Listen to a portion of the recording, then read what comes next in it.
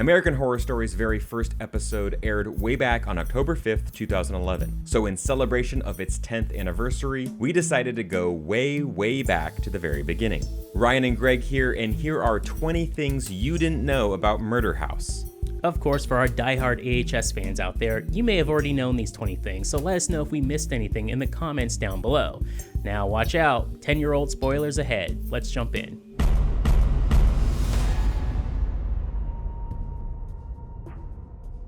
First up, the Murder House, aka the Alfred F. Rosenheim Mansion, has been featured in more than just AHS. Other films and TV shows include Spider-Man, the 2002 version, Seabiscuit, The X-Files, The Twilight Zone, 6 Feet Under, Bones, Dexter, and Buffy the Vampire Slayer. Fittingly, it was a frat house in the episode Fear itself, where Buffy and the gang got locked inside on Halloween. Now, Greg, AHS was the first introduction to this house for me. What about you? Had you seen this before? No. I'm not even gonna lie and say like, oh yes, I knew it from. No, I did not. That's actually pretty cool. Didn't see it in Buffy either. Yeah, I mean, now it's like so iconic. Now it's like it's Murder House. It's American Horror Story. So anyone driving by this place in LA is taking a photo and being like, okay, I've seen this from American Horror Story. That's the only place I know it's from. To add on, in 2015, the house sold for $3.2 million to its current residents. Now, this was a massive price drop from the initial asking price of $17 million. They actually ended up suing the realtor and previous owners for not revealing that the house was used in AHS. Now, Greg, they said it wasn't because they feared the house was actually haunted or anything like that. They just wanted to know up front that, American Horror Story, a very popular show, had filmed here. Because apparently they have a lot of people coming by, fans of the show, taking photos, even trespassing on their property. They've had to call the cops a couple times. So I think we should just anyone in the area, respect their privacy. Don't go over there. Don't try to break in. Don't try to, especially on Halloween. Come on. The place is haunted anyways. Yeah, no. Please don't treat it like it's the haunted Full House, basically. Now, Greg, in 2016, the house was put on Airbnb, where you could actually rent it for a night. But unfortunately, the listing was taken down after a few days. I don't know about you, Greg, but they couldn't pay me to stay in that house. How much money would you have to get in order to sleep over there? Well, okay, for the Murder House, I would do it for free. I'm not falling for any of that. That's fine. But you wouldn't be scared. You wouldn't be scared. You wouldn't be scared at all. You wouldn't be scared. No. I would treat it just like the Winchester House. Like that. If you know anything about, if you go there in California, it's not as frightening as you think it is. It's a little different. Depends on what it is, obviously. A ghost ship or some dilapidated ship. It's maybe you're gonna have to pay me to get on something like that, but not the Murder House. No. This is one of my favorites. Kyle Cooper of Prologue Films has worked on AHS opening title sequences dating back to Murder House, the first season. Now, they might remind you of another popular show's opening sequence, the first 2 seasons of The Walking Dead, which Cooper produced as well. Now, he's on countless other projects as well, including 7. Yeah, dude is a legend, Greg. I have to ask you, what is your favorite opening title sequence from American Horror Story? If you had to choose one favorite. Oh, okay. Freak Show. Easy. If you're gun to my head, what do you got to pick? Freak Show. It's me. Yeah, I got to pick Freak Show. I think that one is sets the tone the best, I think.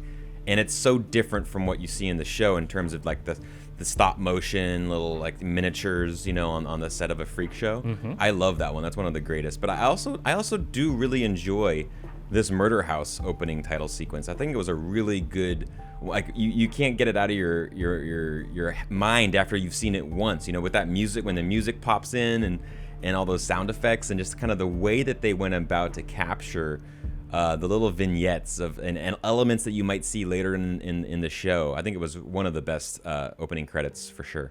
Now, additionally, according to Cooper, the AHS font featured in the title and the credits of the series is a variation of the font Charles Rennie Mackintosh, which was inspired by the Scottish architect of the same name.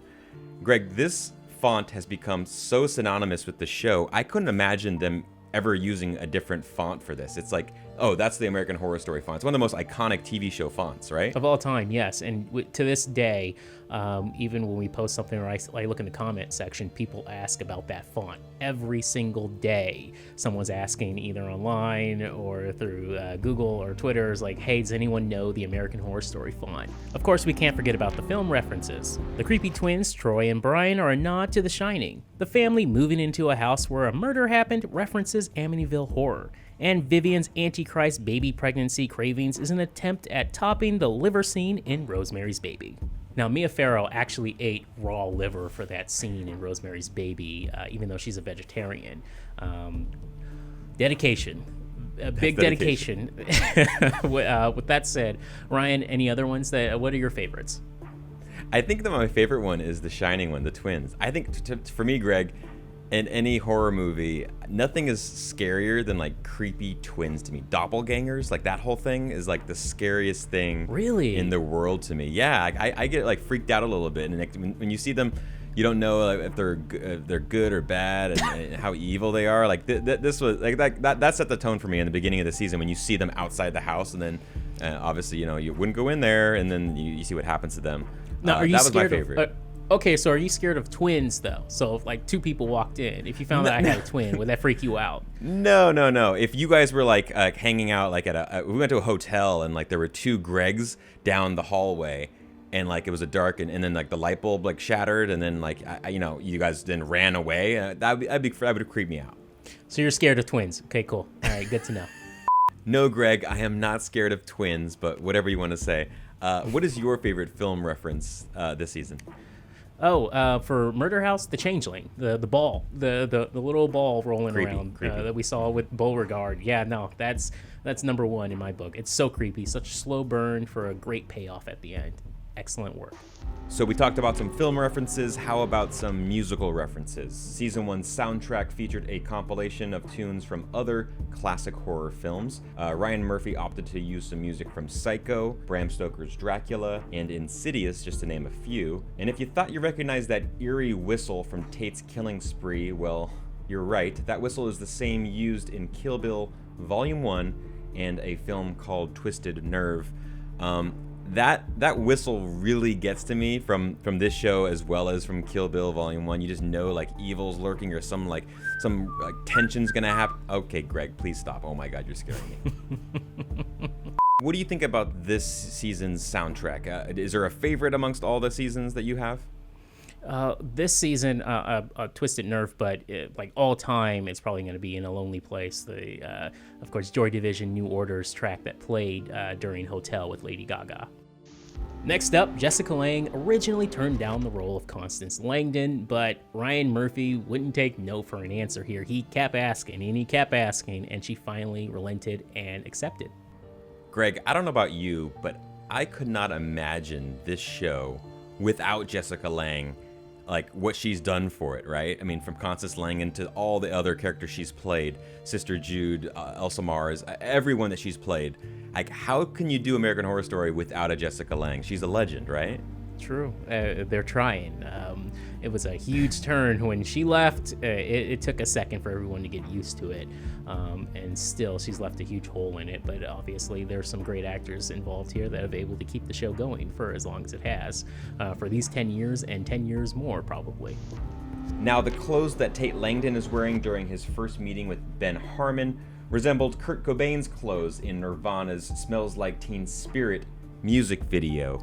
Obviously, that's a very eerie, and disturbing sight to kind of, pick apart the wardrobe of Cobain, who committed suicide, as well as Tate Langdon, who ultimately dies after a mass shooting. So very eerie choice of wardrobe there, Greg. True, but he also comes back. We're all big Nirvana fans, and Evan Peters is one of the biggest. And so in season 4, Freak Show, he would have his moment to, do a cover. It was awesome. Come as you are, as you were. Now, this is a no-brainer for anyone in the kink community, but outside of that, speaking of Tate, it wasn't easy for Evan Peters to slip into that latex Rubberman suit. So to slip it on, he used some lubricant to make it easier. He also tore a bunch of them up while performing stunts. Now, the book that Violet is reading when her mother brings her the cupcake is The Stranger by Albert Camus. His books were also used as props in the film Hannibal back in 2013. Now, on the flip side, the book that Tate checked out of the library is a reprint of John James Audubon's Birds of America from 1827. The bird book is a reference to the 1988 film Beetlejuice, in which the character Charles is obsessed with bird books as well. Greg, I have to be honest, this was a shock to me. I had no idea of that Easter egg, that deep dive reference right there. That is a deep cut, and I enjoy it because I love Beetlejuice.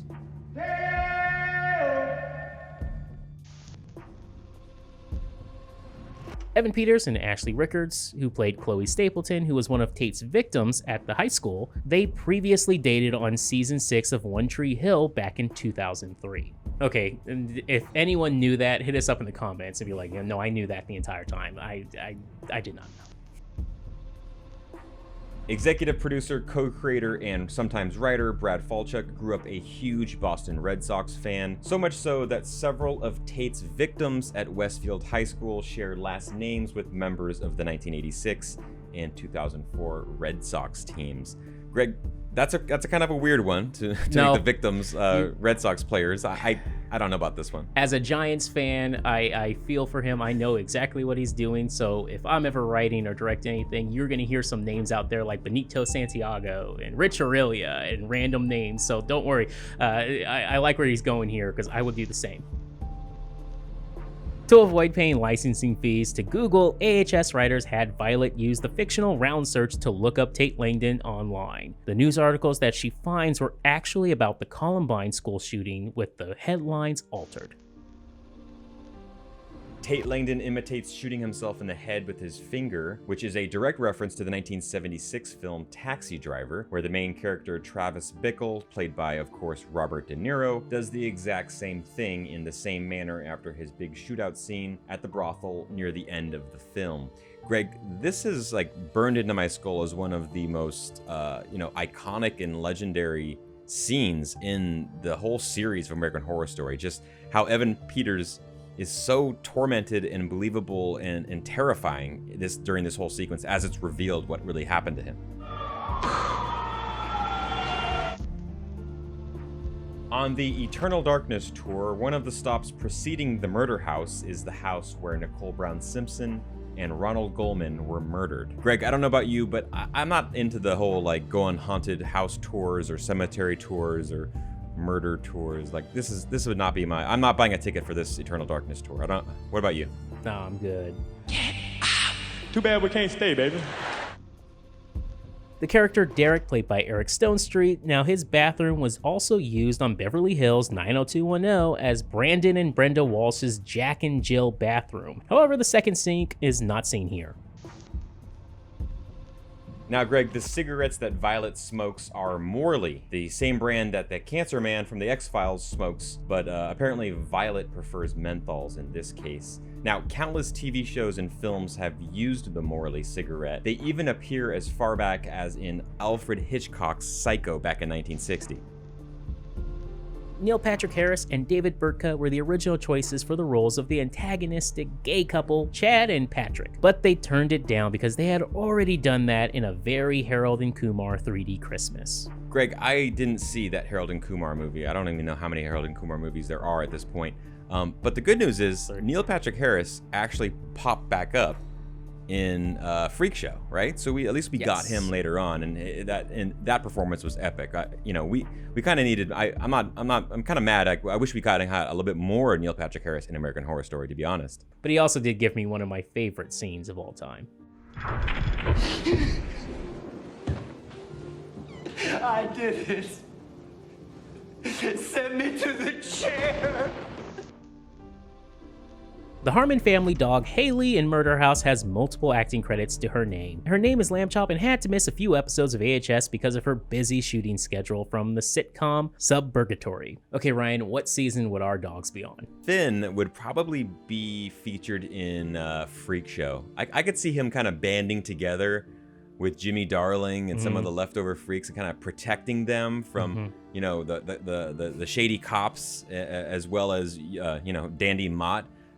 Finn's like a very loyal, like he's kind of an attack dog. He kind of attacks me way too much. So yeah, I could see him kind of fighting off and like kind of banding together with his crew over there at the freak show. What about you? So I have a Cavapoo, so I have a feeling that he would show up somewhere. Bennett would be on AHS Hotel. I don't know who. Someone in that hotel would have my dog. I don't know who. Maybe Lady Gaga, but it could be anybody in there. Maybe he's immortal though, right? He just live forever and just kind of hang out with her in the penthouse. Yep. Little bowls of blood or something. I don't know. They'll figure it out. Oh God. Your dog drinks blood. Wow. He's a vampire dog now, obviously.